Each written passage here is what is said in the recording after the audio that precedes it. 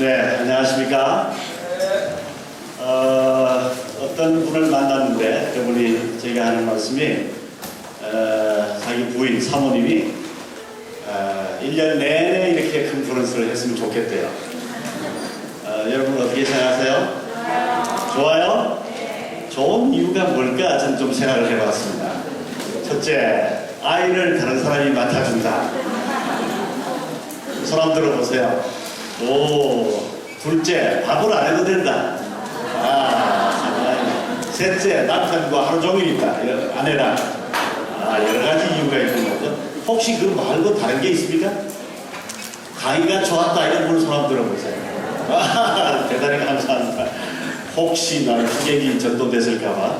그러나 대단히 감사합니다. 이렇게 선생님들, 어머니들 이렇게 잠시라도 쉬면서 이틀 동안 이런 잔치를 할 수 있다니 참 꿈에도 이런 걸 생각을 못했습니다. 우리 본사장님과 또 사모님, 또 우리 DCT와의 모든 직원들에게 진심으로 감사를 드립니다. 네, 감사합니다. 박수로 한번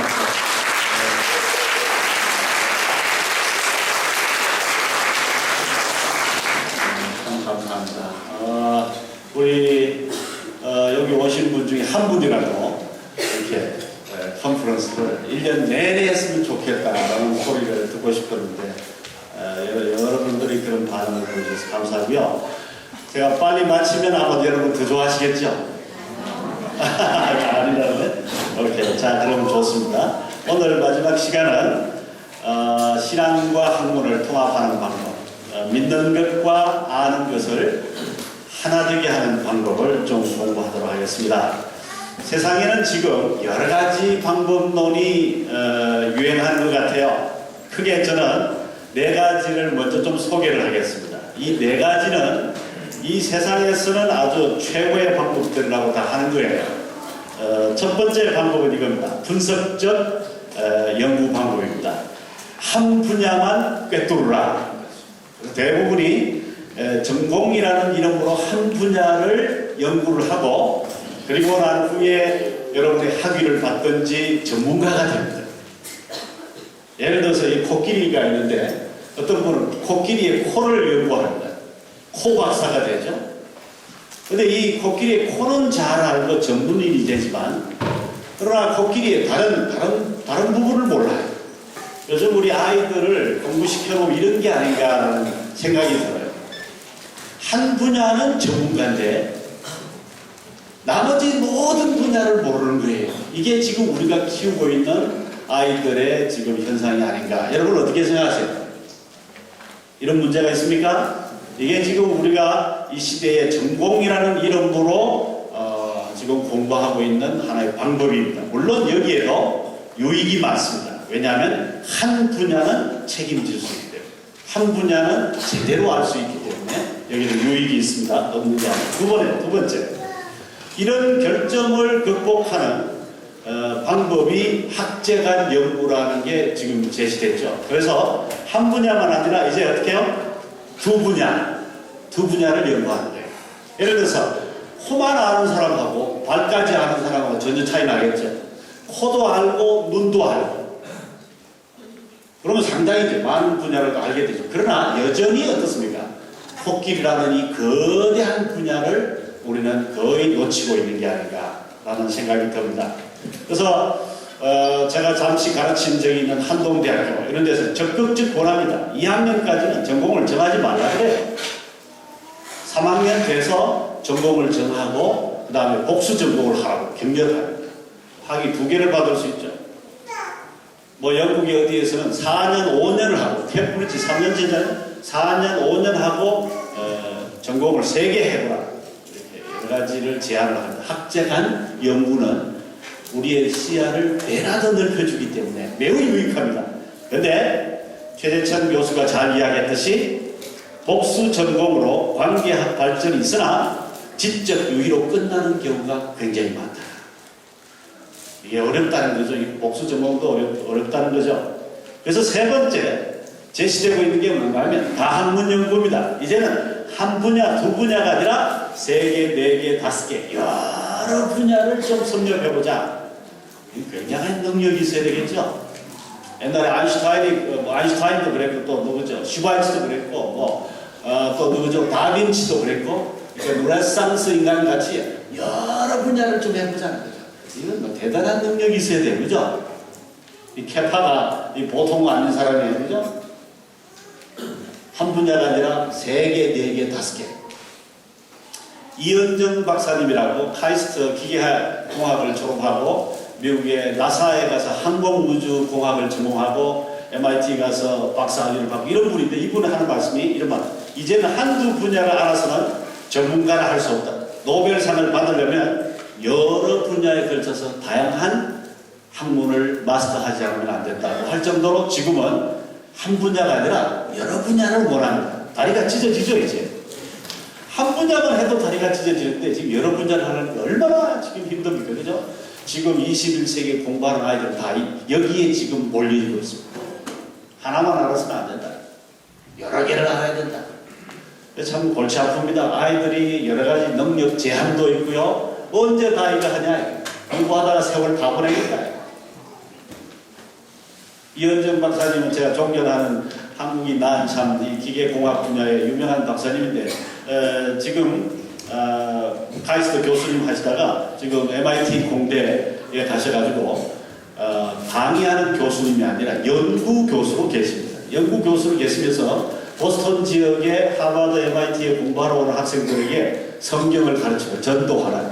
아주 열정적인 그런 전도인이에요. 전도인인데 이분도 하시는 말씀이 이건 누가 내가 이러다가 내가 마흔이 넘었다. 마흔이 결혼할 시간도 없었다. 지금 싱글이세요. 왜? 한 분야가 아니라 여러 분야를 말해서 집중적으로 공부를 하다 보니까 세월이 10년, 20년, 30년이 필요한 거예요. 지난 산업혁명 이후로 여성들이 한 분야에 30년 내지 40년을 집중적으로 관심을 갖고 책을 읽고 자료를 모으고 연구하신 분이 많지 않습니다. 대단히 미안하게도요. 왜? 우리가 산업혁명 이후로는 모든 사람이 일을 해야 되고 모든 사람이 정신없이 살았거든요. 돈 벌고 살고 하다. 저 부탁입니다. 오늘 여기 오신 분 중에는 인생에 한 30년, 40년을 한 분야에 좀 투자해 주시면 대단히 감사합니다. 아마 여기 계신 교장선생님들, 일부 어르신들은 아마 40년, 50년을 한 분야에 투자하신 분이 있을 거예요. 그런데 요즘은 이제 한 분야가 아니라 2가지, 3가지, 5가지, 6가지를 하라고 하는 그런 시대에 살고 있습니다. 그러다 보니까 모든 게 다 얄팍해졌어요, 이제. 한 분야도 제대로 못해요. 그래서 어른들이 하는 말은, 야, 한 우물이라도 팠으면 제대로 팔 텐데, 뭐 4개, 5개 파다가, 아이고야, 그 닳기만 하고 끝났다. 그 닳기만 하고 끝났다. 이런 소리 듣지 않게 하려면 아마 적은 분야를 제대로 하든지 아니면 여러 분야를 하더라도 아마 좀 깊게 하지 않으면 아마 그 닳기가 될 것 같아요. 자, 이러고 보니까 그 다음에 이제 뭐가 나왔을까요? 누가 이런 걸 하냐 이거죠. 누가 이런 걸. 몇 사람이나 이걸 할 수 있겠느냐 라는 소리가 나면서부터 이제는 또 다른 이제 방법이 하나 제시가 되는데 이게 최신 이론입니다. 뭔가 하면 범학문적 연구라는 거예요. 무슨 말인가 하면 이제는 뭐 깊이 파려면 언제 다 파냐 이거죠. 그러니 그러지 말고 여러 분야를 꿰뚫어 보자. 제가 어제 그랬죠? 여러 분야를 꿰뚫어 보자. 통섭 방법이라는 게 요즘 제시가 되고 있습니다. 경제 논리로 꿰뚫어 보자. 웰빙이라는 걸로 꿰뚫어 보자. 또 뭐예요? 섹스, 주식, 어떤 거로든지 뭔가를 꿰뚫어 보자. 꿰뚫어 보는 데는 깊은 지식이 필요 없다는 거예요. 이런 시도가 지금 되고 있는데 여기에 보세요. 여기 그 윌슨이라는 사람, 또 최재천 교수 이런 분들이 이런 걸 이야기합니다. 그래서 나는 전공이 철학이지만 나는 경제 분야, 과학 분야, 문학 분야 이런 걸 뭘로 꿰뚫어봐요? 경제 논리로, 진화론으로 꿰뚫어보자. 생물학. 그래서 이건 자기가 무슨 전공을 했든지 상관없습니다. 가장 이 시대에 민감한 주제를 가지고 꿰뚫어보자는 거예요. 모든 분야를 한번 꿰뚫어보자는 거예요. 그래서 요즘 보면요. 전혀 전공과 상관없는 분들이 뭐 영화에 대해서 이야기하며, 아니 내 분야에 대해서 책을 한 번 읽지도 않은 사람들이 말이죠. 아, 내 분야에 대해서 뭐 위력풍철풍이래. 그래서 막 교수님들끼리 학자들끼리 막 티격태격 하는데, 사실은 시대가 달라진 줄 몰랐어요. 세상이 바뀌어졌어요. 나는 그 분야에 대해서 전공을 안 했지만 나는 그 분야에 대해서 꿰뚫어 보겠다 이거죠. 꿰뚫어 보겠다. 이걸 범학문적 Transdisciplinary Studies라고.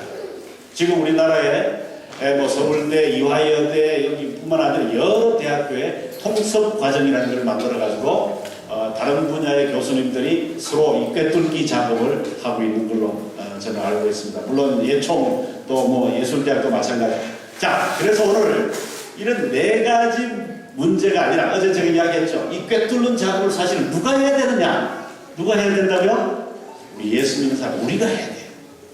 우리가 안 하니까 다른 사람이 지금 꿰뚫고 있는 거예요. 그래서 오늘 여러분과 함께 마지막 시간에 공부하고 싶은 게 뭔가하면, 기독교인 우리가 하나님의 말씀으로 성령의 은혜로 이 작업을 해보자. 만약에 이 작업을 우리가 안 하면 지금요 이 세상의 모든 분야는 비기독교적인 테마, 주제를 가지고 아마 사람들이 꿰뚫기 시작할걸요. 여러분이 원치 않든 원하든 간에 경제 논리에 의해서 이 교회는 없애세요. 이 학교는 없애세요. 그죠? 이건 하지 맙시다. 이과는 없앱시다. 어제 그랬죠. 철학과, 역사학과 이런 거 다 그러면 없어. 우리가 해야 될 일이 바로 이겁니다. 자, 그래서 이 통합적 연구 방법은 사실 기독교에서 오래전부터 이야기하는 건데 이걸 우리가 미처 못 깨달았던 것 같아요. 에베소서 4장 13절 어제 읽었죠. 아는 것과 믿는 것을 하나 되게 하라. 이 말씀이 바로 이걸고요. 이걸 좀 더 구체적으로 이야기한 게 그 뒤에 있는 성경입니다. 한번 같이 읽어보겠습니다. 자, 우리의 싸우는 무기는 시작. 우리의 싸우는 무기는 육신의 싸움이 아니요 오직 하나님의 힘이라. 모든 힘을 거스리며 하나님 안에서 스스로 모든 생각을 살아가 그리스도의 행하나니 너희의 구중이 우리들에게 모든 동사하지 않는 것을 바라고 준비하는 중입니다. 네, 그러면 이 통합한다는 게 뭔가 한번 봅시다. 최근에 이 통합 이야기가 나오니까요, 정치인들이 통합 이야기 제일 많이 합니다. 뭐 우리 당과 너희 당과 통합하자 이렇게. 근데 최근에 이어령 박사님 이런 말 했어요. 한번 읽어봅시다. 다 같이요. 시작. 통합의 시대이다. 이제 어느 것 하나만 잘하는 것으로는 살아남기 어렵다. 앞으로 지식사회를 선도해갈 인재들은 전문가들이 강구한 지식 대통합을 통해 분야를 넘나드는 창조적 사고를 해야 한다. 이분 누구신지 잘 알죠. 최근에 또 예수님을 믿어가지고 저는 굉장히 기쁩니다. 그런데 이분이 말하는 이것은 과연 통합인가 통섭인가? 과연 통합인가 통섭인가? 저는 아직 이 통합을 통섭으로 오해하는 분들이 꽤나 있는 것 같아요. 그래서 제가 몇 가지 좀 이야기를 먼저 좀 시작하고 하겠습니다. 이 통합연구 방법론이라는 것은 성경에 분명히 말하기로 이런 겁니다. 부부가 남남으로 살다가 결혼해서 한 몸이 된다 할 때 쓰는 단어가 바로 통합이라는 단어입니다. 자, 그런데 지금 무슨 당과 무슨 당이 지금 결혼을 해가지고 말이죠, 그죠? 하나가 되는데 과연 이념과 이 뭘까 정치적인 전략이 전혀 다른 당이 진짜 부부가 하나 되듯이 하나 될까요? 그거는 혼합 아니면 통섭 아니면 다른 거지 통합이 될 수 있는가 한번 생각해 보세요. 두 번째, 통합이라는 단어는 여기에 있습니다. 예수 믿지 않는 사람이 예수 그리스도를 영접하고 예수님과 영적으로 연합되는 것. 우리 성경이 영적으로 연합된다 그러는데 사실은 통합된다는 말이에요. 그때 쓰는 단어입니다. 과연 이 세상의 지식들이 그렇게 하나가 그렇게 될까요? 경제 논리로 이렇게 하나가 될까요? 예수 그리스도와 우리가 연합되듯이 그렇게 하나 될까요? 이 단어는 또 언제 쓰는가 하면요, 예수 안에서 서로 다른 지체들, 예를 들어서 우리 여기 컨퍼런스에는 이틀 동안 우리는 같이 공부하고 같이 먹고 같이 자고 하면서 사실은 우리가요 홈스쿨링이라는 거예요. 다시 말하면 아이들을 어떻게 하면 잘 가르칠 건가 라는 이슈로 우리 모여가지고 이틀 동안 지금 지금 공부를 했습니다. 그렇죠? 이렇게 예수 믿는 지체들이 예수님의 몸에 한 지체로서 우리가 하나가 되는 것, 그게 통합입니다. 과연 이 세상에서 하는 통합이 우리가 말하는 이런 통합인가? 똑같은 단어를 바울 사도는 어디에 쓰고 있는가 하면 믿는 것과 아는 것을 하나 되게 하세요 라는데 거기에 쓰고 있습니다. 과연 이것이 우리가 말하는 통합인데 예수 믿지 않는 사람들이 쓰고 있는 통합, 정당의 통합, 여러가지 지식의 통합, 무슨 회사 통합, 과연 이게 통합이 되는 건가요? 그죠? 그래서 저는 좀 다른 생각이 있습니다. 그래서 통합할 때 조심할 게 있어요. 첫째는 변증법적인 종합을 통합으로 오해하면 곤란합니다. 어제 우리 이야기했죠? 제가 숙제를 해드렸는데 종합이라는 건 이겁니다. 여러 사람들의 의견 중에서 가장 좋은 의견을 모아가지고 그것을 내놓는 걸 종합적 대책 혹은 종합적 의견이라 이렇게 말하죠. 그죠? 그것은 통합하고 전혀 다릅니다. 또 두 번째, 융합하고도 다릅니다. 융합은 여러 가지를 섞어가지고 안에 완전히 그 정체성을 녹여버려요. 어디에서 왔는지를 몰라요. 어제 제가 그랬죠? 호박도 넣고 팥도 넣고 뭐 여러 가지 넣어가지고 죽을 끓였는데 이게 도대체 무슨 죽인지 모르겠다. 무슨 죽인지 모르겠다. 융합은 마치 그런 것 같아요. 그 다음에 혼합은 여러분 잘 아시죠? 비빔밥처럼 말이죠. 분석해낼 수 있어요. 그 안에 콩나물, 고기 이렇게 끄집어낼 수 있어요. 이건 혼합입니다. 지금 이 세 가지 중에 이 세상에서 가장 유행하는 방법은 어느 걸까요? 한번 물어봅시다. 이 세 가지를 갖고 음식을 했어요. 어느 게 제일 맛있을까요? 어느 게? 예? 혼합. 맞아요. 혼합 음식이 온 세상에 다 제일 맛있어요. 근데 융합은 뭐가 들은지 모르기 때문에 좀 의심스러워요. 특히 탕이나 죽이나 이런 거. 남의 나라에 가가지고 특히 죽이나 탕 먹을 때 조심해. 뭘 넣는지 몰라. 혼합은 그나마 알 수가 있잖아요. 그죠? 햄버거 안에 보세요. 햄버거. 혼합주의 음식 중에 미국 음식이 제일 맛있는 것 중에 하나가 햄버거죠. 그죠? 햄버거 먹고 싶죠. 이틀 동안 못 먹어가지고. 아하. 햄버거는요. 햄도 있고 샐러드도 있고 토마토도 있고 분리가 가능하죠. 혼합주의 음식은 분리가 가능해요. 이건 프로이드 이론이구나. 이건 플라톤 이론이구나. 분석이 가능해요. 그래서 서양의 대부분의 이 지식은 혼합주의적인 지식이에요. 분석이 가능해요. 동양의 지식은 불교에서 왔는지 기독교에서 왔는지 유교에서 왔는지 어디에서 왔는지 몰라. 한번 물어볼게요. 마음을 비우세요. 이거 어디서 왔겠어요? 마음을 비우세요. 어디서 왔을까요? 불교에서만 왔을까요? 유교. 예, 유교의 핵심 인식론 중에 하나가 뭔가 하면요. 우리의 이성은 너무 꾀가 많아가지고 이성적으로 진리를 깨달을 수는 없다고 그래요. 몰라요? 인튜이션. 직관으로만이 고도의 지고지순의 진리에 이를 수 있다 그러잖아요. 그죠? 도저히 말해요. 한번 다른 거 물어봅시다. 내려놓으세요. 이건 어디서 왔을까요? 내려놓으세요. 예? 기독교에서? 예? 와 이렇게 여러 가지 의견이 많네. 어디에서 왔는지 몰라요. 답이 없어요. 불교에서도 내려놓아라 그러고요. 불교에서 제일 자주 말하는 게 내려놓아라. 유교에서도 그러고 도교에서도. 이게 융합입니다. 이런 말을 자주 쓸수록 정체가 불명해요. 어디에서 왔는지 모르겠어. 근데 요즘 영성도 그런 게 참 많은 것 같아요. 이게 도대체 기독교 영성인지 불교에서 왔는지 인도에서 왔는지 어디에서 왔는지 모르는 이런 족보가 불분명한 이런 영성들을 섞어가지고 죽을 만들어내는 기가 막히게 신비롭게. 그죠? 이게 지금 통합과는 거리가 멀어요. 이해됐습니까? 그럼 이제 본격적인 작업을 좀 합시다. 시간 절약하면서 통합은 과연 무엇인가 한번 봅시다. 저는 5가지 단계로 좀 설명을 할게요. 자, 한번 제가 시간 되면 끝나야 되니까 일단 다 끝까지 읽어놓고 합시다. 자, 5가지 다 같이 한번 봅시다. 시작! 1번 2번 3번 4번 5번 다 끝났습니다. 제가 오늘 말씀드리려고 하는 게 바로 핵심이 여기 있습니다. 자, 그럼 봅시다. 첫 번째, 성경의 능력을 제대로 알아야. 다시 말하면 기독교 세계관적인 통합은 성경이 기초가 됩니다. 성경이 기초가 됩니다. 내 경험, 나의 감정도 굉장히 중요합니다. 그러나 그거는 변화무쌍하잖아요. 객관적인 기초가 필요해요, 우리는.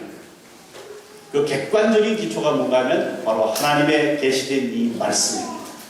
이 말씀만이 변함이 없는 우리의 객관적인 통합적인 기초가 된다라고 할 수 있습니다. 여기 혹시 고린도후서 10장 4절에 여러분 눈치챘습니까? 여기 보니까 우리의 싸우는 무기는 이랬죠, 그죠? 그 무기가 무슨 말인가요? 우리 옛날 성경에 이렇게 됐습니다. 강력이다 이렇게 됐어요. 강력. 이 강력이라는 말은 이런 말입니다. 신령한 능력이라는 말. 이 능력은 바울 사도가 이 단어를 조음처럼 안 씁니다. 이 단어는 언제 쓰는 단어인가 하면요. 그리스 사람들이 헬라의 무슨 제우스나 이런 신에게만 있는 능력을 말할 때 이 단어를 씁니다. 또 이 단어는 언제 쓰는가 하면 최고 통치자, 황제라든지 왕이라든지 이런 사람만이 갖고 있는 능력을 강력이라, 디바인 파워라 이렇게 했어요. 그런데 바울 사도는 이 단어를 뭘 의미했는가?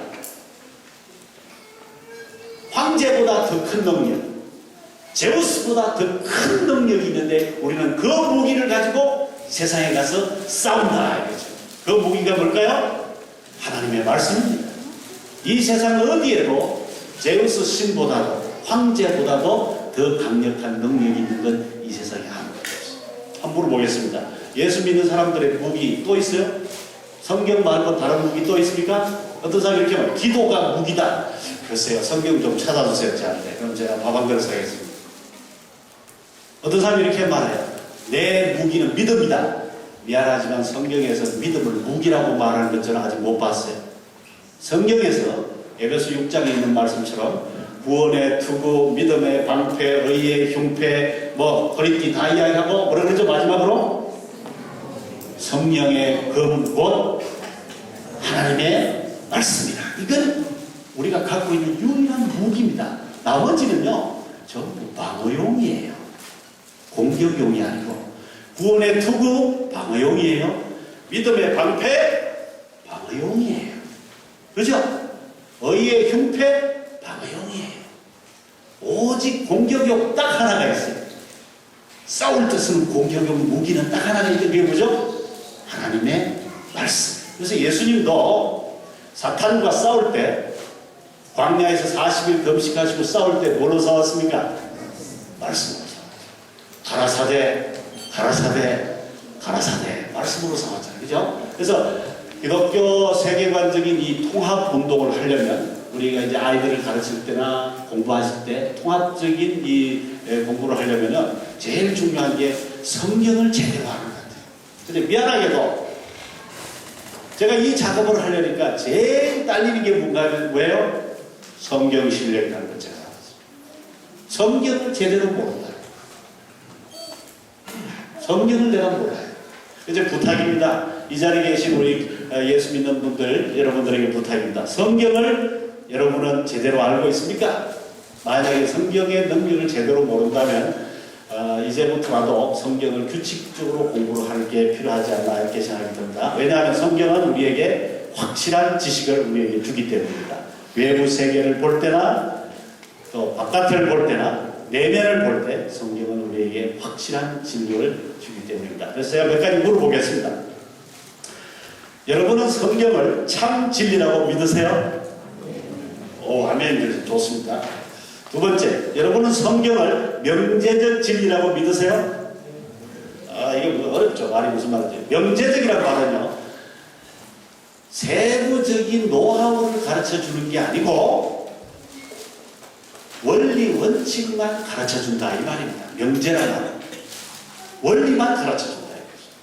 근데 많은 사람들이 성경을 이 공부와 연구와 이런 그 학문의 기독교 세계관적인 기초를 못 쓰는 이유가 성경을 자꾸 노하우의 책으로 접근하시는 것 같아요. 노하우의 책. 여기 내가 누구랑 결혼하라 그러는지 좀 보자.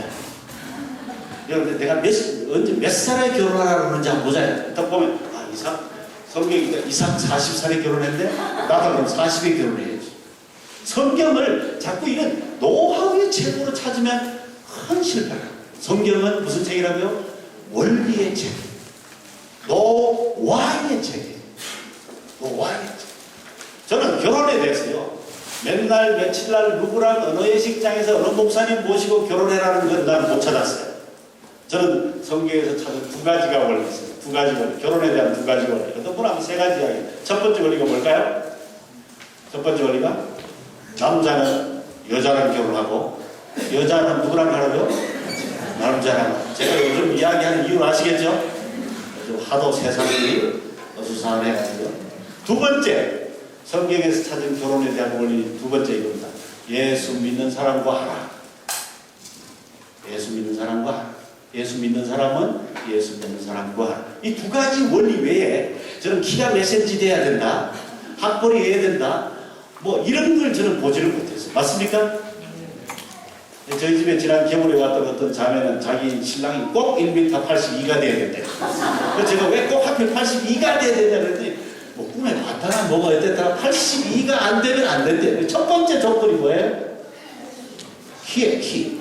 그래서 제가 물어봤어요. 예수 안 믿어도 되고 여자라도 되고 성경은요 키가 몇 cm지면 상관없어요. 왜냐하면 성경은 명제적 진리이기 때문에. 명제적 진리이기 때문에 이걸요 과학에도 적용하고 음악에도 적용해보고 수학에도 적용하고 모든 분야에 적용할 수 있는 원리가 되는 겁니다. 믿습니까? 그래서 만약에 여기 계시는 선생님들과 우리 학부모 여러분들이 성경을 진리의 체계로 보신다면 모든 학문 분야에 이것이 기초가 될 수 있어요. 그런데 이것이 종교적 메시지, 단지 내가 매일같이 영적으로 얻어먹는 양식으로만 생각한다면 수학하고 무슨 상관인데? 그죠? 이거 하고 음악하고 무슨 상관인데? 이렇게 되어버립니다. 그래서 이 두 번째가 굉장히 중요합니다. 아마 세 번째는 문제가 전혀 없을 것 같아요. 여러분 성경을 절대적 진리라고 믿습니까? 네. 이거 확실하세요. 네 번째, 성경은 현실적 진리라고 믿었습니까? 네. 성경은요 죄를 죄라고 부르지 성경을 실수다 이렇게 말하지 않아요. 성경은 죄는 죄입니다. 죄가 아닌 건 거룩한 겁니다. 그 다음 봅시다. 성경은 인식 가능한 진리입니다. 성경은 대부분이 다 이해할 수 있는 진리다. 대부분. 물론 어떤 부분은 도저히 이해할 수 없는 부분이 있습니다. 저도 아직 모르겠어요. 그러나 대부분의 하나님 말씀은 이해가 가능하다. 그렇기 때문에 이 성경을 아이들에게 가르칠 수 있고 설득할 수 있는 겁니다. 만약에 이해 불가하다면요 성경을 공부하는 건 포기해요. 세 번 마지막으로요 성경은 자유케 하는 진리다 이렇게 믿습니까? 네, 그래서 여기에 제가 정리해놓은 이유는 뭔가면요 기독교 세계관적인 통합을 하는 데는 성경을 우선 진리로 이렇게 인식하는 기초가 쌓여야지 이 기본이 돼야지 다른 공부를 그 위에서 시작할 수가 있는 것 같아요. 그런데 성경을 진리의 체계로 보지 아니하고 만약에 이것을 그냥 다른 사람들의 영적인 경험이다 그러면요